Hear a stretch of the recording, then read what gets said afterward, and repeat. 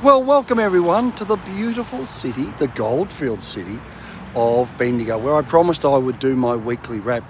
And I'm going to kick it off straight off the bat with a good news story from Simon Presley, Propertyology. Well, he's the research director who has said that house prices will rise over the next 2 years across most markets in Australia. What he was saying was that, look, basically supply was already low pre-COVID, and that we already had falling demand, which was steady, but he also said that the market remains favourable given that we've got an environment of low mortgage rates, support from the federal government for first home buyers, and sensible credit policies.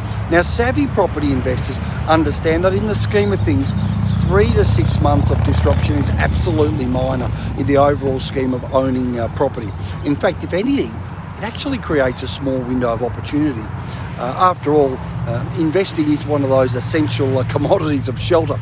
Now, he said that locations with better property market outlooks are among the select regional cities that offer a combination of sub $500,000 median prices, as well as diverse local economies, just like Bendigo, nominal price growth during the last decade, and where the housing supply pipeline is somewhat contained. He added that it's crucial to understand that the influence of population growth on property prices, it's actually grossly overstated. Now, more good news from Pippa, the Property Investment Professionals of Australia. And they found that, in fact, house prices increased up to 100% in the 5 years after the most recent recessions from 1973 to the GFC in 2008. And in fact, its chairman, Peter Kaluza, said that back over the last 50 years, house prices were higher 5 years after the recession or downturn.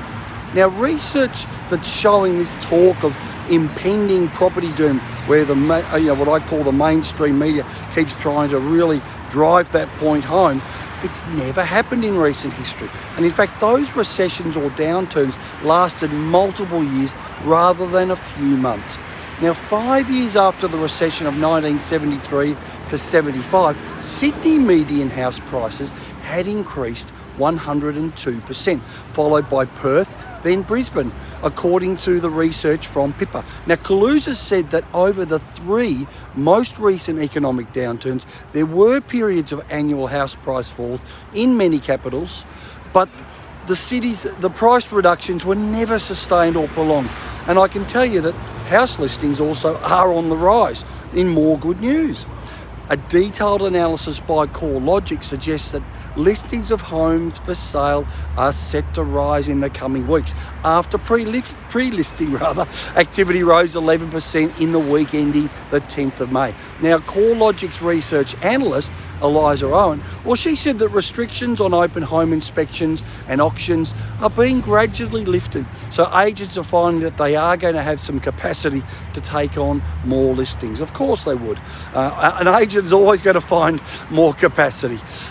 Even though consumer sentiment is relatively low, it's bounced back significantly over the past few weeks. Now, the results in May of consumer sentiment regained somewhat 80% of what was lost in the index over March. Now, Ms. Owen said that for now it would seem that people are more confident in selling property, and I think that's I think that would certainly be reflected in just overall sentiment in the community.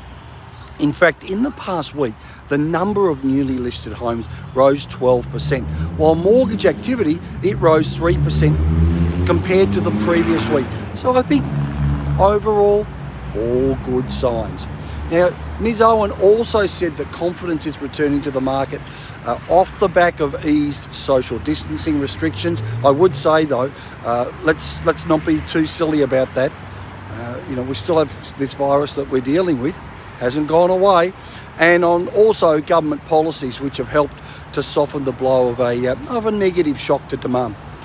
More evidence, in fact, of confidence coming back was provided by the Westpac Melbourne Institute Consumer Sentiment Index, a big mouthful there, but it shows that sentiment among buyers has rebounded in May, rising by 32% and reversing most of April's 27% drop. Now, in terms of developers, well, two of the country's largest residential developers, those being Stockland and Fraser, said interest in their housing developments is returning following a downturn in March. And in fact, by the end of April, inquiries for Stockland's residential properties were almost back to the same level as pre-coronavirus in February. Now, according to Stockland's chief executive, Mark Steinert, his belief is low interest rates, federal government fiscal stimulus, as well as containment of the virus, mean that the Australian economy is well placed for recovery. And finally, this week's quote of the week, well, I'm going to give it to Peter Kalusis, chairman of Pippa, who said the moral of the story is don't panic. Couldn't agree more, Peter. Property has shown its resilience through economic shocks before, and we have no reason to expect it won't do so again. And just on a personal note, I'd like to wish my friend Matthew congratulations on the birth of your twins, and Martin, yes mate, you are a grandfather. So friends, have a wonderful weekend. I'm up here in beautiful Bendigo, about to head back to Melbourne. Take care and bye for now.